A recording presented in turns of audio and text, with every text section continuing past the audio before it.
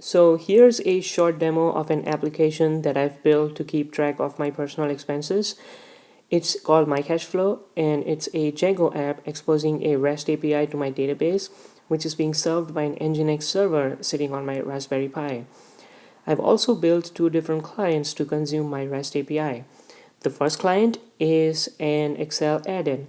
So with this add-in installed on my machine, when I open Excel, I get a nice little menu up here to interact with my API. This lets me do things like fetch the latest data right into the worksheets that I'm working on. This being Excel, the data that I fetch is automatically reflected into the different charts and tables that I have in place for further analysis.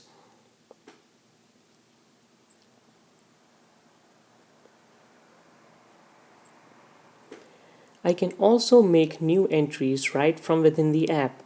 Now you can see that I've already created some dummy entries for this month just for this demo.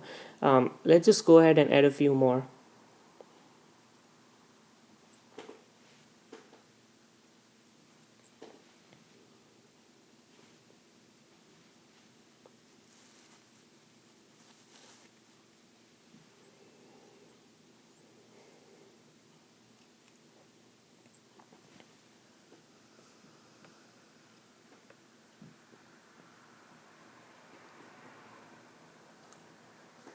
The second client, which is probably more interesting, is an Alexa skill that I wrote to interact with the API.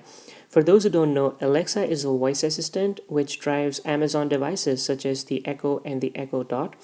So programming this skill just lets me talk to Alexa in a natural language to interact with my database. Alexa, open my cash flow.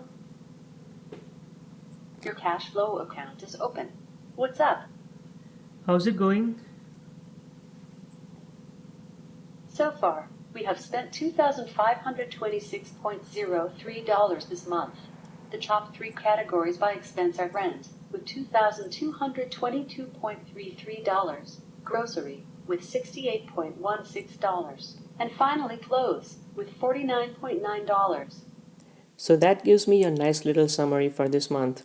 I can also add new expenses using Alexa. Expense $11.12 for grocery at Safeway.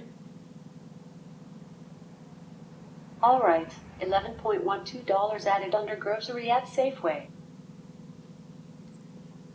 Expense $22.10 for movies at Fandango.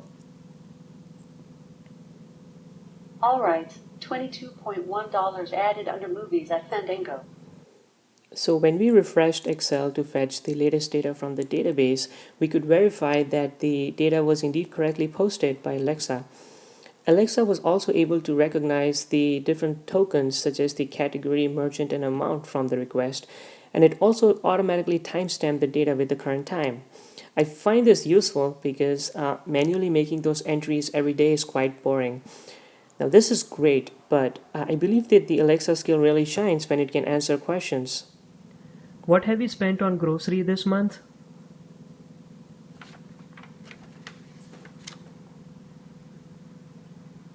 We have spent $79.28 for grocery this month, which is 69.6% below the monthly average. What have you spent on Walmart this month? We have spent $79.1 on Walmart this month, which is 43.4% below the monthly average. What's interesting to see here is that those two questions were almost the same, yet Alexa was able to recognize that we are talking about a category in the first question and a merchant in the second question. When did we last shop at Target?